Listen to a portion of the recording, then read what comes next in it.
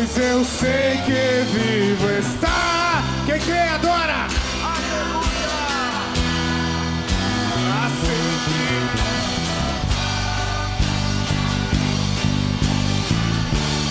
Aleluia. Só em ti confiarei, eu nada temerei, pra sempre eu irei, pois eu sei que vivo está, e um dia voltar Glória a Deus! o céu pra nos buscar, pra sempre reinará. Aleluia. Glória a Jesus! Aplaude ao Senhor, meus irmãos. Esse tema, meus irmãos, Maranata, nosso pastor Ivan, podemos dizer que ele é doutor no assunto. Pastor Ivan, Deus lhe abençoe, em nome de Jesus. Glória a Jesus. Boa noite, irmãos. Amém. Que a paz seja com todos, amém? Como é que vocês estão? Lá em São Lourenço, como eu fiz com os jovens aqui nesses dias, a gente tem um cumprimento um pouquinho diferente. Eu digo assim, Deus é bom, e a igreja responde o tempo todo. E eu digo o tempo todo e a igreja responde, Deus é bom. Vamos fazer isso aqui para mim se sentir um pouquinho mais em casa e ficar menos nervoso? Então, Deus é bom. O tempo todo. Deus é bom. O tempo todo. E vocês aprendem rápido, glória a Deus. Pode sentar, irmãos. Quero cumprimentar, então, os irmãos que me concederam essa oportunidade, essa honra de estar aqui. Quero dizer para os irmãos que muitos aqui talvez não me conheçam, mas eu fui batizado pelo pastor Norberto dos Santos Dutra, dia 28 de dezembro de 1997, lá no Paço dos Vimes. Sanga dos Vimes, não é nem Passo mais, era Sanga dos Vimes. Eu lembro aqui de alguns irmãos, Hugo Cabreira, lembro do outro irmão ali do fundo, quando o irmão Hugo Cabreira ia lá na congregação da Adamé, dirigida no círculo de oração da irmã Cleusa, que eu sou filho, então descia fogo lá e eu tenho uma boa recordação de tudo que acontecia. Vocês perceberam que o meu sobrenome é Vargas, e ele também. Nós somos parente, quase primo. O seu pai era primo do meu avô. E eu me lembro quando o pai do pastor Alceu ia lá em casa, quando a gente estava cuidando do vô, nos seus últimos dias já, o pai do pastor Alceu dizia assim, com aquele jeito peculiar de evangelismo dele, aceita Jesus e se converte logo e deixa de ser bobalhão, homem.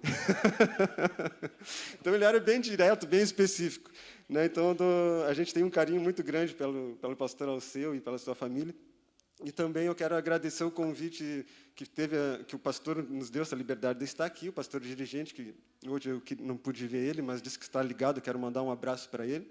O nosso irmão Robertson também, que entrou em contato. O irmão Jairo, que abriu as portas lá da congregação para a gente estar realizando esse trabalho. O irmão Rogério. Eu estou aqui desde sexta-feira, ministrando um seminário de escatologia lá no bairro Floresta. Né, e juntamente também aqui com a banda da UMADB, comemorando seus 12 anos. E que gurizada mais bonita. Eu achei assim, cada um simpático, me receberam muito bem. Eu gostei de cada um deles. Eu vou levá-los no meu coração. Eu disse para eles, se eu pudesse, eu levava para São Lourenço, mas eu não tenho dinheiro para pagar passagem para todo mundo. Né? Então, eu só posso levar no coração. E o meu coração, acho que é meio coração de mãe, sempre tem espaço para um pouquinho mais. Então, irmãos, sem perda de tempo, o nosso pastor aqui disse que eu tenho até a meia-noite para ministrar. Esse estudo, esse trabalho, logo que eu estava chegando aqui, o irmão disse que é um culto também voltado para a palavra, um culto de estudo, né? Então, essa temática que eu quero trazer hoje, ela vem de encontro com o que eu venho falando desde a sexta-feira no culto do SEMESB, da escatologia bíblica, e também juntamente com aquilo que eu andei falando com os jovens nesses 2 últimos dias. Eu quero falar sobre avivamento nos tempos finais, mas também quero falar sobre apostasia. Essas duas realidades concomitantes que caminham juntas e que, por muitas vezes, nós não a compreendemos. E, para isso, eu quero fazer leitura bíblica de 2 textos bem conhecidos, mas eu quero fazer um paralelo entre eles nessa noite. E como hoje é culto de estudo, tu não reclama se tiver que ler Bíblia, certo? Quem não lê em casa vai ter que ler na igreja. Então, abre a sua Bíblia lá rapidamente para a gente caminhar junto nesse estudo, ou nessa passagem, ou nessa mensagem, melhor dizendo. Em 2 Tessalonicenses, capítulo 2, versículo 3.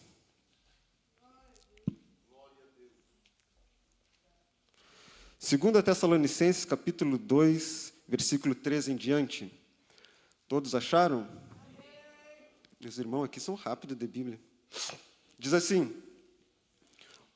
a partir do versículo 3.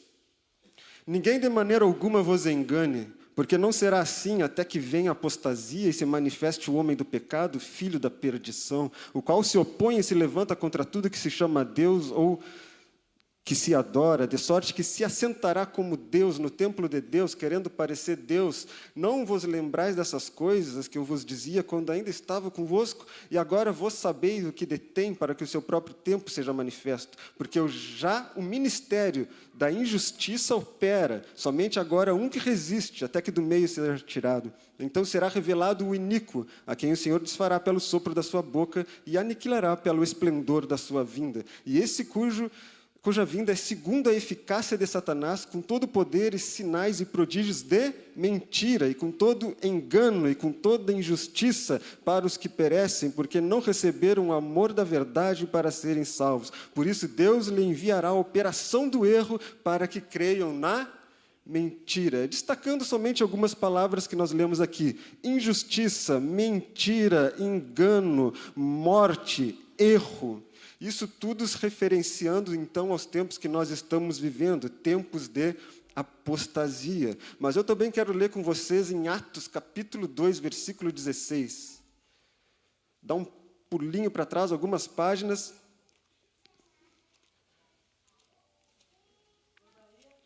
Atos, capítulo 2,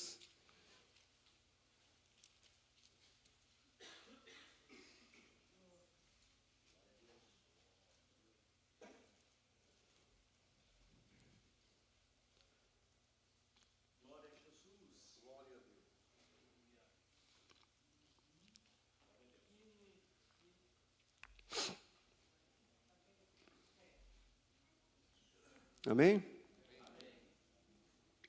O sol se converterá em trevas e a lua em sangue. Antes de chegar o grande e glorioso dia do Senhor. E acontecerá que todo aquele que invocar o nome do Senhor será salvo. Vamos ler Joel, que eu acho que vai ser mais clarinho para nós. Joel, capítulo 2. Esse irmão está lendo muita Bíblia. Mas o que tu quer, irmão? Tu está no culto de estudo.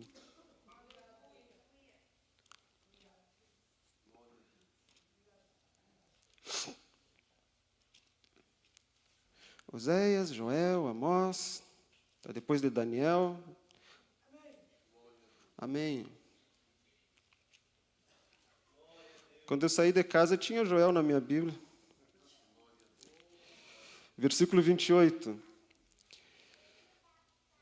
E há de ser que depois de tudo isso, derramarei do meu Espírito sobre toda a carne, e vossos filhos e vossas filhas se profetizarão, e os vossos velhos terão sonhos, e os vossos jovens terão visões. E também sobre os servos e sobre as servas naquele dia derramarei do meu Espírito, e mostrarei prodígios no céu e na terra, sangue e fogo e colunas de fumaça.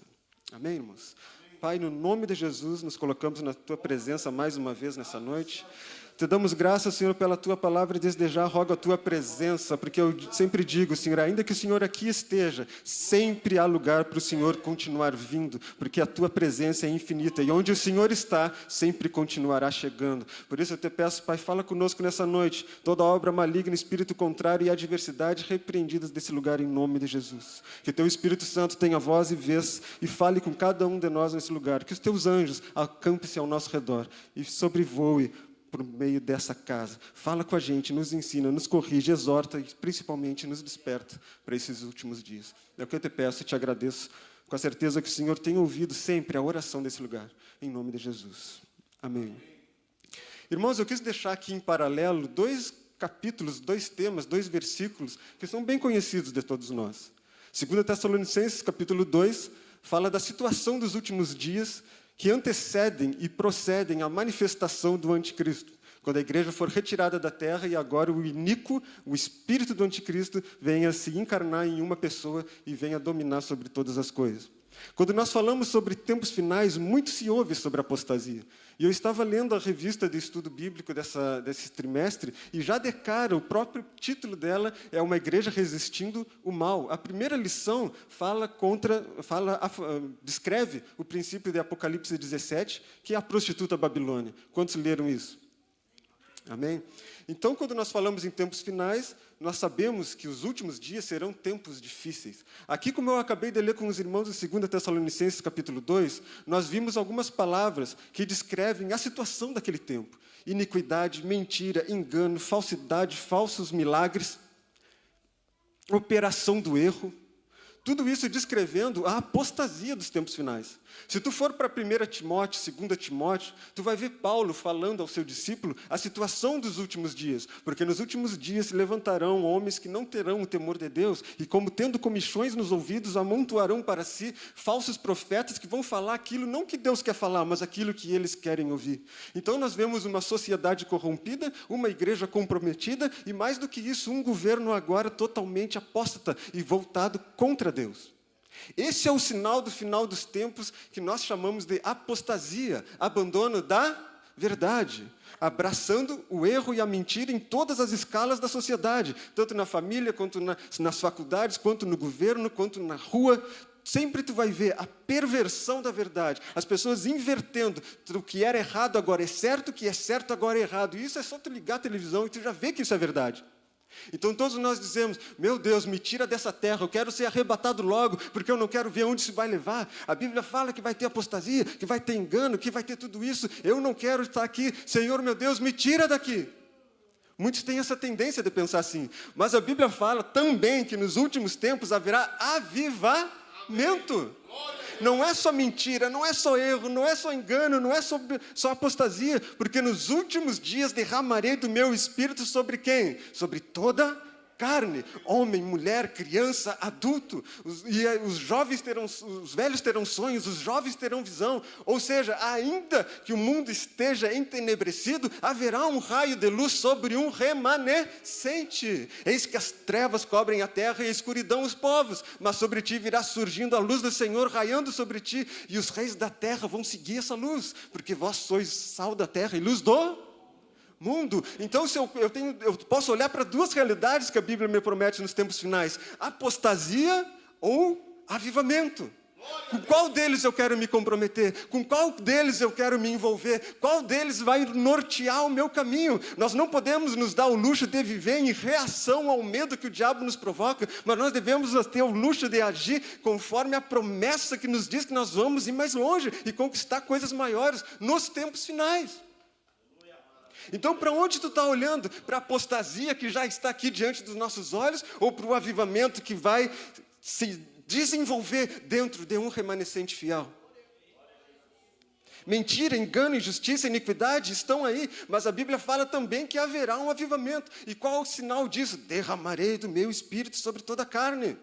Tá, mas e o que mais tu pode dizer sobre isso? Tem alguma outra passagem que fale que nós vamos viver em avivamento? Sim, esse evangelho será conhecido de todos os povos. Somente uma igreja avivada e desperta pode levar o evangelho além. Então, a própria obra do Senhor, através da igreja de evangelismo mundial, já mostra que no fim dos tempos a igreja vai passar por avivamento.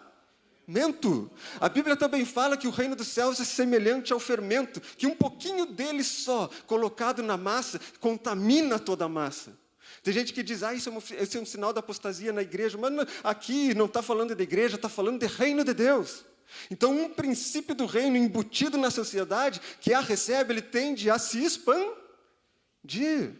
Quando o profeta Daniel tem uma visão da estátua, ou melhor, Nabucodonosor tem aquela visão da estátua, Babilônia, Egito, ou melhor, Babilônia, Medo-Pérsia, Grécia, Roma, os impérios do mundo manifestos em uma estátua, ele vê que lá nos pés da estátua, diante dela, se levanta uma pedra cortada sem o auxílio de mãos, e essa pedra cai nos pés da estátua e a destrói. E diz que quando destrói essa estátua, essa pedra cresce, se torna um grande monte e se expande sobre todo mundo. Quem é a pedra cortada sem o auxílio de mãos? Aquela que os construtores rejeitaram, senão Jesus Cristo. E ele diz que ele vai vir aqui, nessa terra, vai destruir todo o império do mal e vai conquistar e expandir todas as coisas. Esse é o maior avivamento, do qual nós somos participantes. Mas a Bíblia fala também que isso não vai ser abraçado por todo mundo, não vai ser abraçado por todas as igrejas, porque infelizmente tem igrejas que vão se corromper. Por isso a Bíblia fala, o reino dos céus é semelhante a uma pérola de grande valor, que alguém encontrando larga e vende tudo, e vem e mergulha no mais fundo para achar que era pérola. Por quê? Porque vai ter que ser profundo, vai ter que ser procurado, vai ter que ter um esforço para alcançar isso aí. Não vai ser de qualquer jeito que nós vamos viver o último avivamento. Não vai ser de qualquer jeito que nós vamos fazer a diferença. Não é de qualquer jeito que nós vamos conquistar o mundo. Mas quando o reino for a pedra de grande valor, que a gente vai no mais profundo do abismo para achar ela com toda a nossa dedicação, esse vai nos levar a um avivamento. Quando a presença de Deus for a coisa mais preciosa que nós tivermos. O quanto temos valorizado a presença, o quanto temos valorizado o reino, o quanto temos valorizado a palavra. O nosso grau de valorização do reino é o quanto ele vai se manifestar a nós. Quanto mais tu ama, mais tu atrai. Quanto mais tu se dedica a ele, mais ele vem a ti. E assim tem sido. Mas a Bíblia fala também que haverão falsos, porque dirão, Senhor, Senhor. E Jesus vai dizer, apartai-vos de mim, porque eu não vos conheço. Quem são esses que dizem Senhor, Senhor? É aqueles que vêm e se assentam na igreja achando que vão para o céu simplesmente porque está esquentando um banco da igreja. Mas eu digo para vocês o seguinte, proximidade não é evidência de intimidade. Muitos de nós hoje dizemos, Senhor, Senhor, viemos à igreja, mas para cumprir obrigação, para agradar o pastor, para agradar o líder, mas tu está próximo de Deus, mas ainda tu não tem a intimidade. E quando Jesus voltar, ele vai dizer, apartai-vos de mim, porque eu nunca te conheci. Mas eu estava lá o tempo todo. Proximidade não me faz me conhecer. A proximidade que Jesus espera é o encontro no quartinho escuro, a portas trancadas, quando ninguém está vendo. É essa intimidade que Ele quer. É esse encontro que Ele quer. Mas daí a gente diz assim, existem promessas para o Brasil, que o Brasil vai ser o portador do último avivamento. Vocês já ouviram essa palavra? Vários profetas dizem assim, o Brasil vai ser o último celeiro de missionário, vai ser o portador do último avivamento mundial. E não é de estranhar, porque sabe o que significa Brasil? Brasil vem de pau, Brasil. E Brasil vem de brasa. Ou seja, quando os colonizadores vieram aqui para exportar o pau-brasil, eles estavam exportando brasas para o mundo. Então, nada do que uma mensagem simbólica dizendo que o Brasil, nos últimos tempos, vai exportar para o mundo inteiro a brasa do Espírito Santo. É isso que ele quer dizer. Se tu é brasileiro, tu é exportador de brasa, está no teu DNA. Glória a Deus. Mas daí a gente diz, e por que as coisas estão desse jeito? Por que a economia está de mal a pior? Por que a política está desse jeito? Aqueles que fazem o mal prosperam e aqueles que fazem o bem é rebaixado. O valor correto é invertido e o valor errado agora é exaltado. Por que, se o último avivamento vai vir, por que o Brasil está assim? Aí eu te respondo, o avivamento nada mais é do que uma resposta de Deus aos portões do inferno.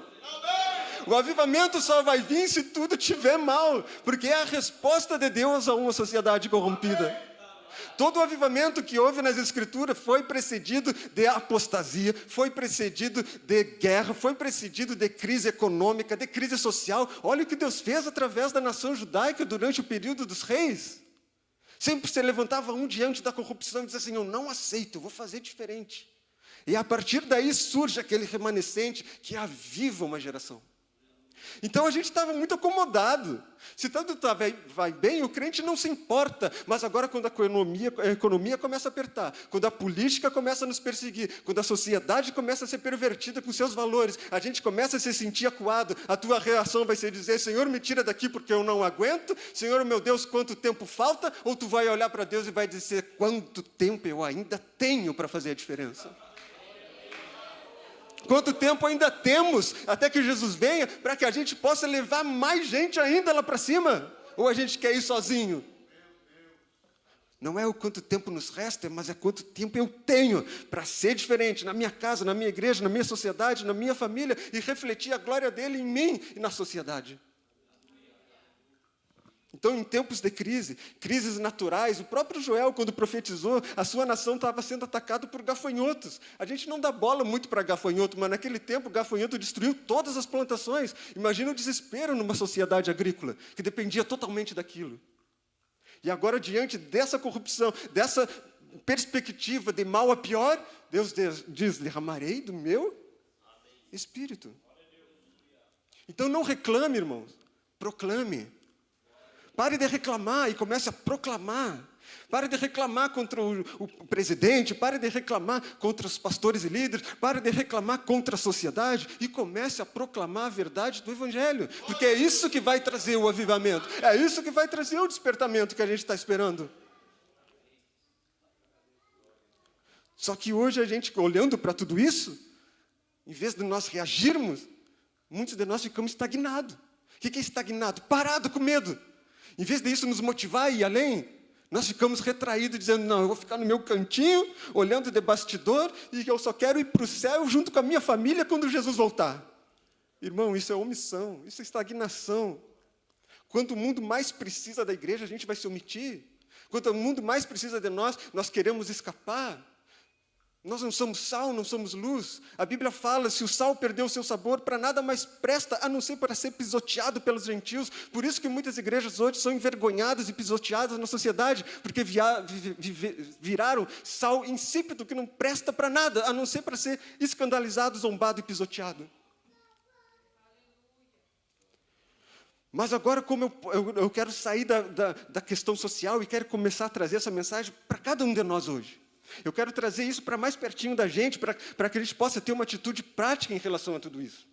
Porque é muito bonito falar do que a gente está vendo lá fora, mas e aqui dentro? Como que está o nosso coração diante disso? Será que diante das ameaças, será que diante das dificuldades, nós já caímos em estagnação e não percebemos? Como que eu sei que a minha vida espiritual está estagnada, está parada, está amedrontada, está infrutífera?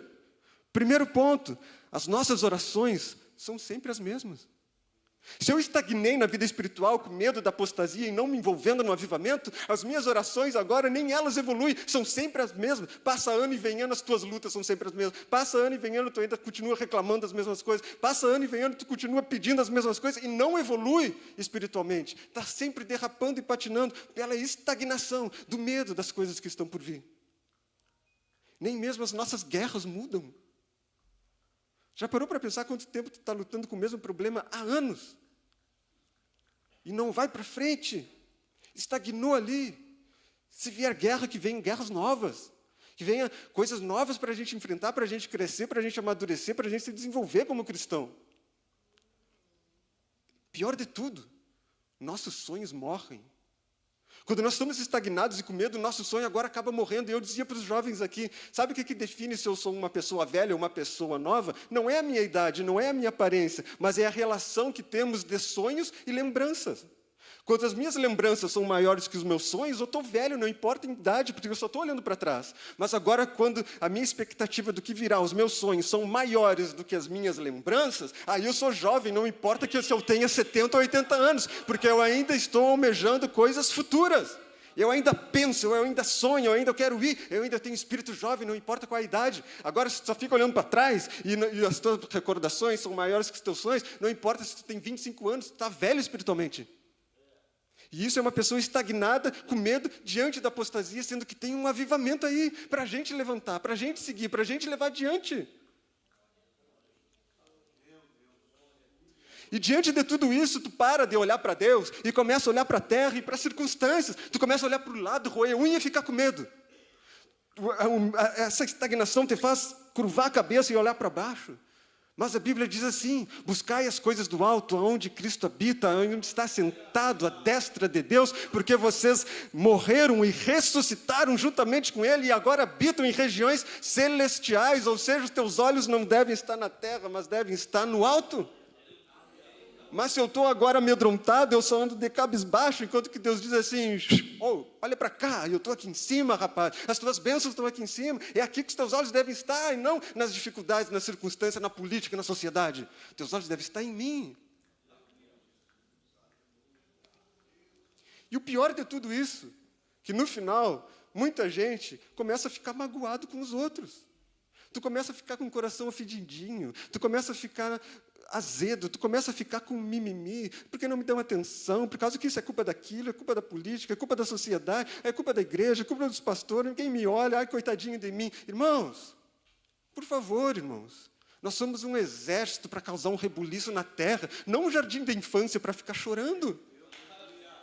Nesse último tempo, não é tempo de ficar acomodado com medinho do capeta. Claro, a Bíblia diz assim, ó, eu levantarei a minha igreja e as portas do inferno não prevalecerão contra ela. E tu sabe o que isso significa? Sabe o que significa as portas não prevalecerem? A gente tem uma ideia de que as portas estão batendo contra nós e a gente está, o inferno está vindo, eu tenho que ficar aqui escondidinho. Não, as portas não prevalecerem é porque tu está batendo na porta, é tu que está invadindo o inferno, é tu que está indo para libertar os cativos, e a porta não aguenta, não resiste, até que ela cai, e tu entra e pega aqueles que estão cativos pelo diabo. As portas do inferno não prevalecerão, porque não é o diabo que está batendo, é tu que está botando ele a correr.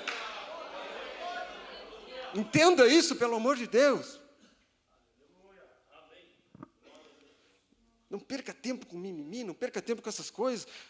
Tu tem um reino dentro de ti que quer se expandir. Tu tem um rio dentro de ti que quer sair para fora, que quer invadir essa sociedade, que quer varrer Bagé.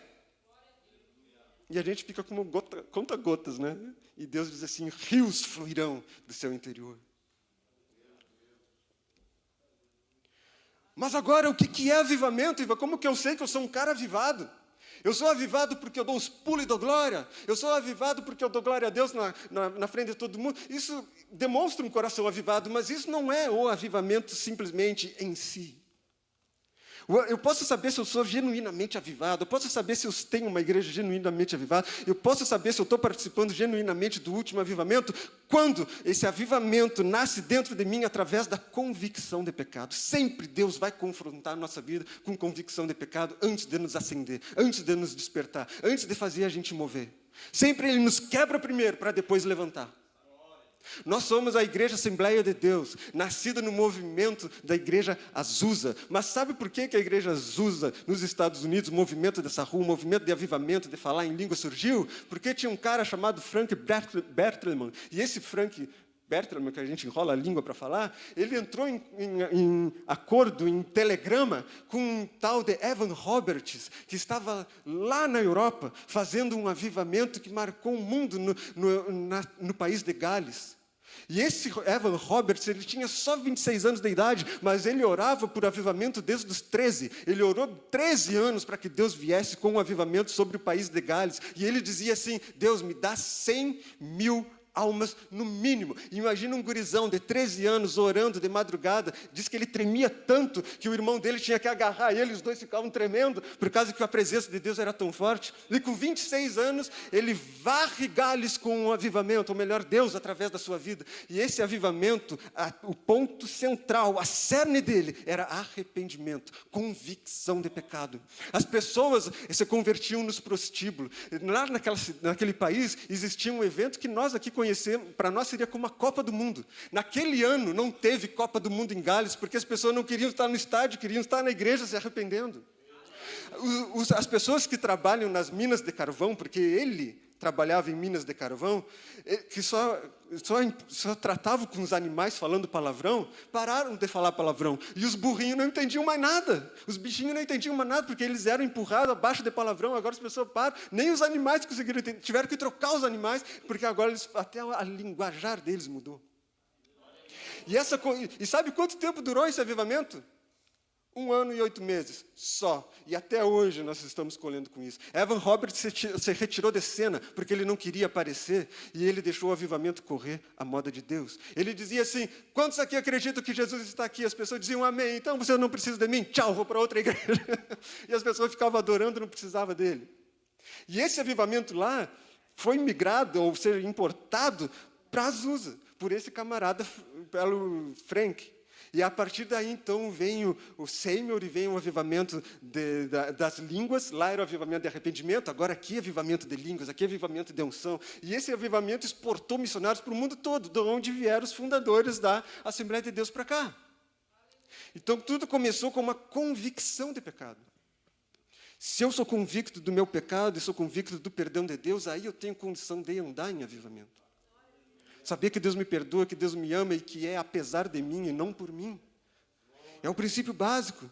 Segundo ponto, para te saber que é um cara avivado de verdade, que a tua igreja é verdadeiramente avivada, é que agora eu tenho seriedade com as coisas de Deus.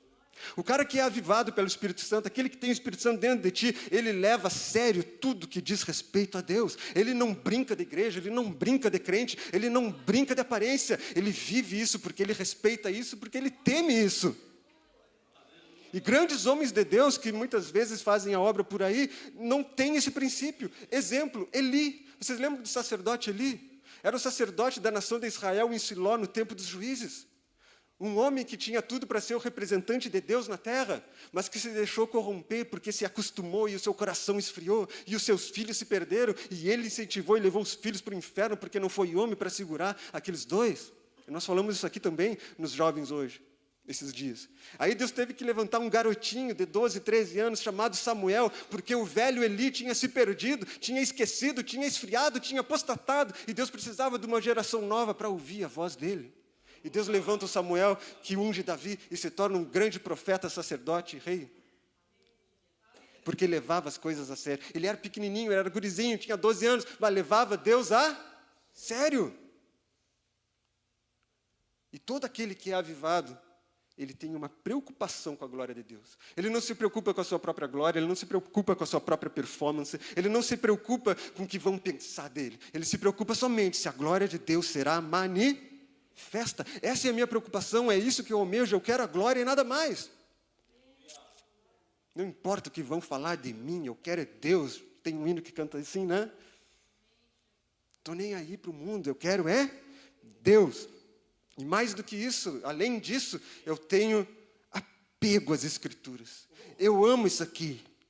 À medida que tu é avivado, à medida que tu é despertado, à medida que o Espírito Santo está em ti, tu ama as Escrituras, porque Jesus disse assim, o Espírito Santo vos fará lembrar de tudo que eu tenho dito, e tudo que o Espírito Santo fala está de acordo com a Bíblia. Eu não entendo crente pentecostal que não lê Bíblia, eu não entendo crente avivado que não lê Bíblia, eu não entendo crente, igreja, que se diz participante do último governo na terra, que não aplica nos estudos da Escritura.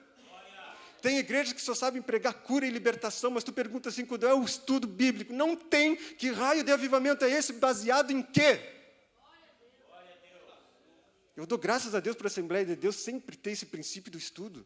Isso aqui se destaca em todas as igrejas aqui no Brasil. As igrejas usam essa revistinha, porque nós temos teólogos ótimos. Elianai Cabral, Severino Pedro da Silva, Antônio Gilberto, nosso saudoso Antônio Gilberto, enfim, homens de Deus que sempre priorizaram a Escritura, porque eles não eram avivados da boca para fora, mas tinham um coração incendiado.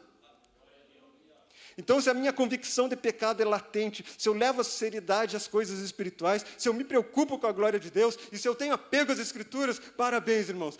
Parabéns, irmão, tu é um cristão avivado. O Espírito Santo está movendo dentro de ti e quer te usar para causar um rebuliço nessa geração, nessa igreja, nessa sociedade. Esse fogo está queimando aí dentro, deixa queimar. Esse rio está querendo sair, deixa fluir. Não retenha, não detenha, não se preocupe com o que vão pensar, dizer ou falar. A tua reputação aqui não vale nada, o que vale é a glória de Deus. Ah, mas eu sou escolhido de Deus. Então, como eu falei para os jovens também, tu é escolhido? Quem é escolhido de Deus aqui? Quantos Deus chamou? Tu é escolhido de Deus? Então eu tenho uma notícia para te dar. Escolhido não tem mais escolha. Porque não vivo mais eu, mas Cristo vive em mim. E as coisas que eu faço não é mais por mim, mas por Ele. Se eu sou eleito, se eu sou escolhido, amém, irmãos, tu morreu e agora ressuscitaste com Cristo.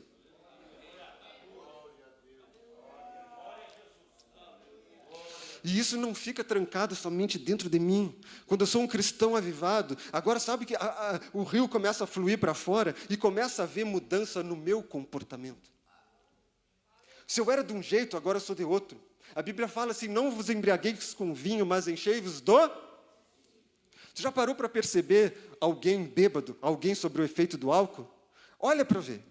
Ele perde o equilíbrio, ele perde noção do que está falando, ele perde o senso de realidade. Ele caminha torto, fala torto e pensa torto, porque só fala bobagem. A única coisa que tem reto na vida dele é a garrafa. Porque ele não deixa cair, porque se cair, ele perde tudo que ele tem. Então, olha um bêbado caindo. Aqui é o ponto de equilíbrio dele. Está tudo torto, mas a garrafinha está firme. Por quê? Porque ele está consumido por aquela bebida. Aquela bebida ali afetou a sua fala, afetou os seus passos, afetou os seus pensamentos. Por quê? Porque ele está cheio de álcool. Mas agora a gente diz, eu sou cheio do Espírito Santo. Mas o Espírito Santo não mudou os meus passos, não mudou os pensamentos e não queimou a minha língua mudando as minhas palavras. E eu quero dizer que sou cheio do Espírito Santo. Mostra que tu é cheio do Espírito Santo com uma nova postura, uma nova atitude, um novo linguajar. Isso é ser cheio do Espírito Santo, ao ponto que ele nos contamina tanto que afeta os nossos passos, as nossas ações, atitudes e pensamentos. E isso tudo começa agora, se as minhas atitudes, se o meu comportamento muda, o meu relacionamento com o meu irmão também muda, porque antes tu era o chato, o malo, o indesejável, mas agora tu se torna cheio do Espírito Santo, e a Bíblia fala que exalamos cheiro de vida, tu começa a ser querido pelas pessoas querem estar contigo, não sabem nem porquê, mas porque tu exala o perfume de Cristo. As tuas relações agora pessoais são transformadas porque tu perdoa mais, tu sorri mais, tu se alegra mais. Tu leva as pessoas em amor, não é mais o ofendidinho, não é mais o beiçudinho da igreja, não é mais o mimimi, tu é o camarada, tu é o irmão, tu é o amigo, tu é aquele que está junto, as pessoas gostam de ti, tu ama elas, então as relações são transformadas. Porque tu é um cristão avivado. E isso começa a levar para a sociedade uma influência regeneradora, porque por onde esse rio passar, as árvores brotam, os peixes nascem e a vida é produzida. Está lá em Ezequiel. Lembra disso? Por onde esse rio passar, ele vai levar vida. Por onde tu tem passado, tu tem levado o quê? Vida ou morte? Esperança ou é aquele que só fala desgraça? Tem pessoas que falam com a gente e estragam o nosso dia, porque só falam desgraça, são porta-vozes do inferno, mas tu é porta-voz de Cristo, tu é embaixador dos céus, tu transporta que mensagem? A boca fala de que o coração está cheio. Se tu está só olhando para a apostasia, é disso que tu vai falar. Mas se tu está olhando para o remanescente fiel, avivado nos últimos tempos, é sobre isso que tu vai viver. Amém, irmãos? Mas agora tu olha e diz assim, meu Deus, eu não sou assim. Eu queria ser avivado. Meu Deus, eu estou errado. Meu Deus, eu ainda continuo olhando para a terra. O que eu faço para me envolver no último avivamento? O que eu faço para ser participante dessa glória que Deus vai derramar sobre um remanescente, sobre um pouquinho de cristão fiel no fim dos tempos? O que eu faço para me redimir, para me retratar, para participar do último avivamento? Aí eu lembro do apóstolo Paulo. O apóstolo Paulo, em 2 Timóteo, capítulo 4, versículos 9 em diante, ele estava escrevendo uma carta para Timóteo, dizendo assim, Timóteo, tchau e graça, daqui uns dias vão me matar. Tradução Ivan Vargas da Bíblia. Não é bem com essas palavras, é uma paráfrase. Mas ele estava se despedindo. Mas ele disse assim, lembra de Marcos? Traz ele para cá. Traga os livros, traga os pergaminhos. E se puder também, traz a capa. Paulo com frio, na masmorra, prestes a morrer. A sua vida estava para acabar ali. O avivamento que ele carregou estava para acabar se ele não deixasse uma sucessão. Porque não existe sucesso sem sucessão. E agora, mesmo olhando o apóstolo Paulo, encarando a morte nos olhos, ele sabia que ia morrer, ele tem uma atitude que mantinha o seu coração aceso e avivado. E é sobre essa atitude que eu quero encerrar essa mensagem hoje, em alguns pontos, e já dizer para os irmãos como agir e como se comportar diante da igreja, dos irmãos e de Deus, para manter um coração aceso, mesmo diante da apostasia que bate à nossa porta.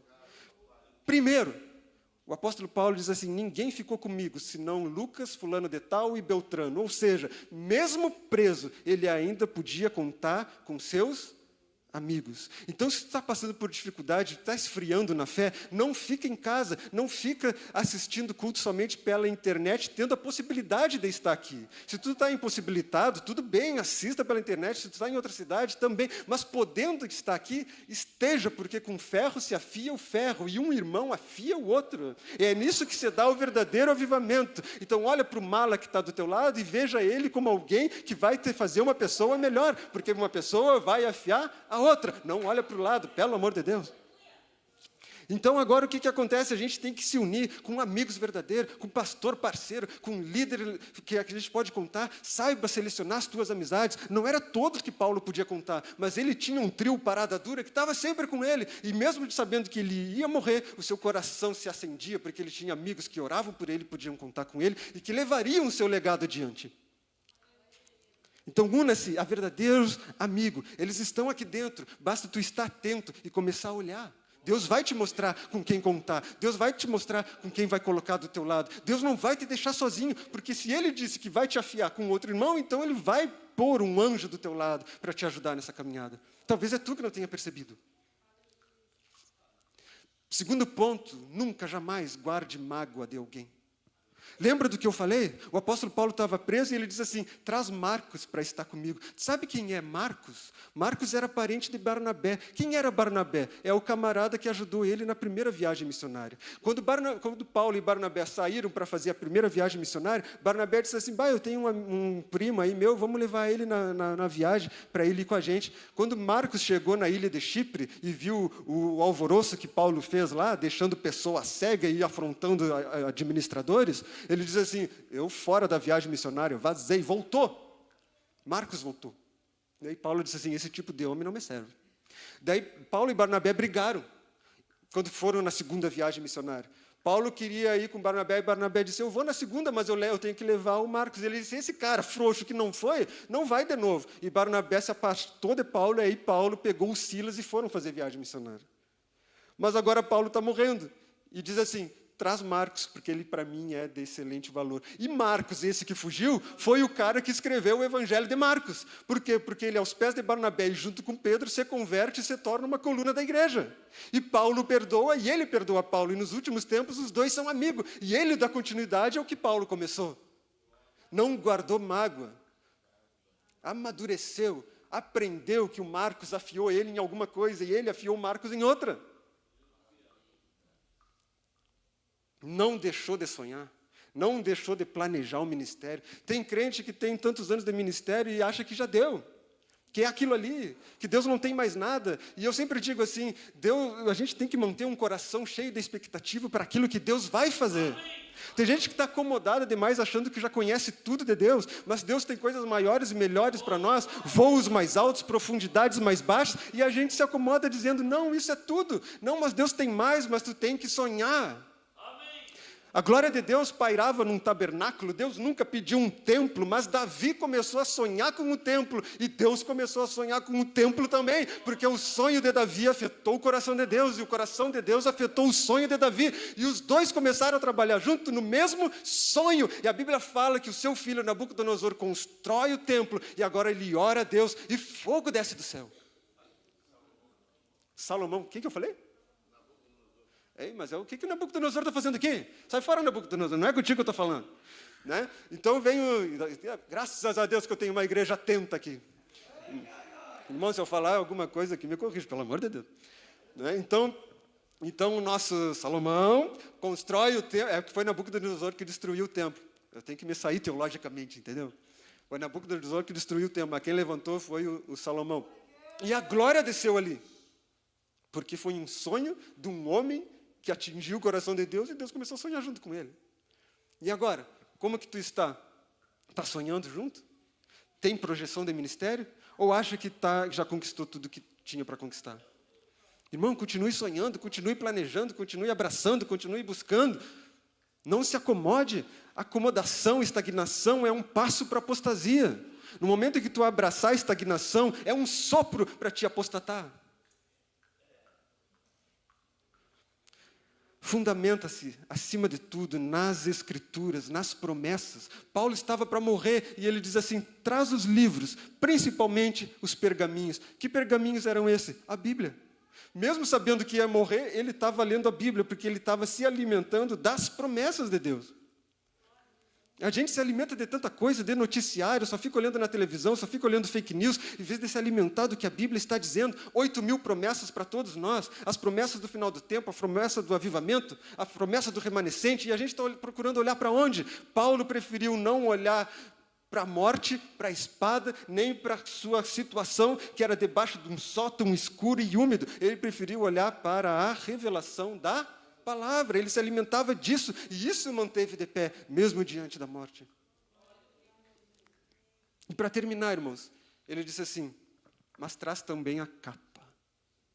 O que é a capa? A capa é aquilo que reveste. E a Bíblia disse, ficai em Jerusalém até que do alto sejais revestidos de poder. Abrace o Espírito Santo, busque o Espírito Santo, priorize o Espírito Santo.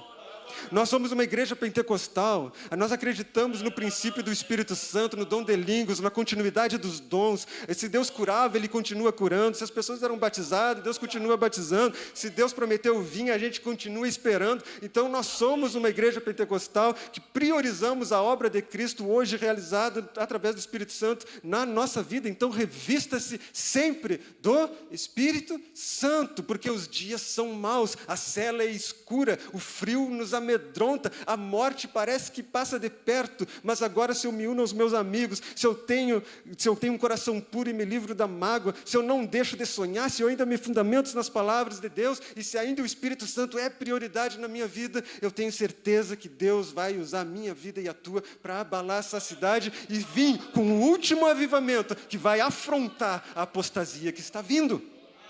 Quantos entenderam isso? Quantos podem dar um glória a Deus por isso? Então se coloque de pé, vamos estar orando.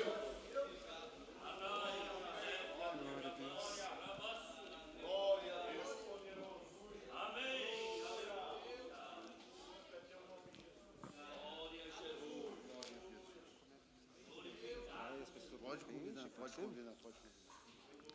Irmão, se tu entendeu essa palavra e sente no coração que precisa ser mais despertado, mais avivado, em algum ponto, porque eu sei que às vezes a gente fala 1 hora, mas é uma vírgula que pega no nosso coração. Então vem aqui à frente, vamos estar orando, mas não vem com medinho não, vem correndo, cara, cola aqui na frente, para a gente orar junto, para a gente buscar a presença. Não tenha vergonha. Glória a Deus.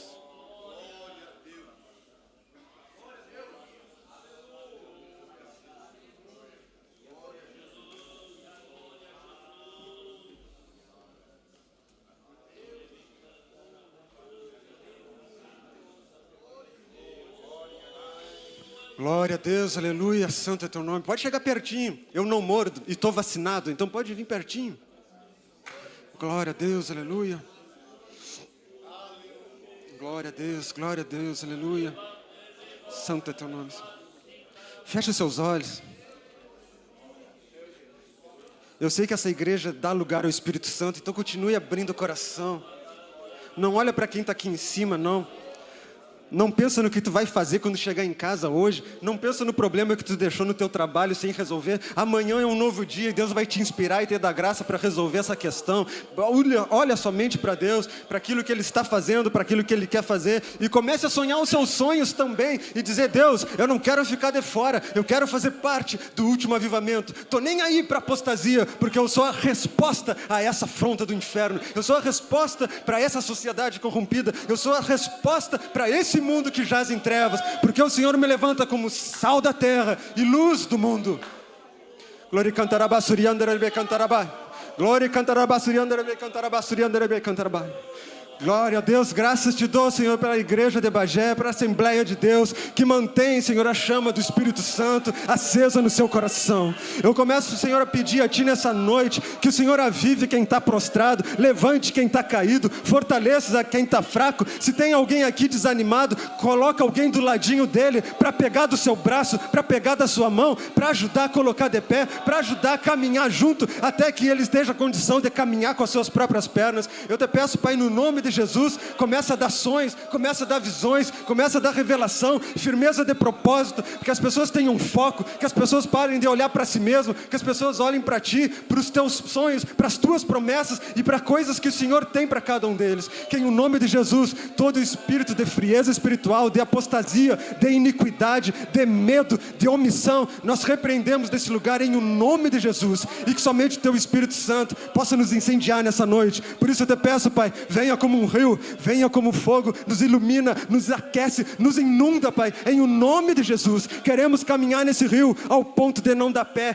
queremos caminhar nesse rio até o ponto da nossa carne morrer afogado nela, e que somente o Senhor possa nos levar, porque se eu ainda consigo caminhar, é eu que vou, mas agora se eu perdi a noção de profundidade, é o Espírito que me leva além, é o Espírito que me leva adiante, é o Espírito que me move, e nós queremos ser movidos por Ti nessa noite. Glória cantarabá, suriandarabê, cantarabá. Senhor, dobra-nos, perdoa o nosso pecado, a nossa transgressão, a nossa iniquidade, a nossa frieza, a nossa fraqueza, a nossa incompreensão. Nós muitas vezes falhamos querendo acertar, mas muitas vezes deixamos a desejar. Por isso eu te peço, Pai, nos perdoa. Todos somos falhos, todos somos fracos, mas como Davi disse, Senhor, perdoa o meu pecado, a minha iniquidade, a minha transgressão, mas não retire de mim o Teu Espírito Santo, não afaste de mim a Tua presença. Que essa seja a nossa oração nessa noite. Dobre-nos, Senhor, aviva-nos, Senhor, desperta-nos, Senhor, em o nome de Jesus, e que Teu nome seja glorificado aqui nessa igreja, através desses irmãos, e que através dele o Teu nome possa ser refletido nessa sociedade. Faça a Tua obra em cada vida e através de cada vida. É o que eu te peço e te agradeço, com a certeza que o Senhor tem ouvido a oração desse lugar. E aquele que está nos ouvindo em casa, pega eles por dentro, abençoa onde estiver, unge, capacita e prepara para que eles possam estar aqui também em adoração. É o que eu te peço e te agradeço, Senhor, no nome santo do Teu Filho e amado Jesus, Pai. Em o nome de Jesus, sim, em o nome de Jesus. Deixa fluir o Teu Espírito em mim, para que eu possa adentrar em Tua presença. Sei que é santo e apenas barro sou, mas quero ser, Senhor, usado por Ti. Aleluia. Irmãos, a gente não pode perder cultos como esse, né, meus irmãos? Eu duvido que alguém não tenha sido ministrado em alguma área aqui essa noite. Nós louvamos a Deus pela vida do nosso pastor Ivan. Muito obrigado, pastor Ivan.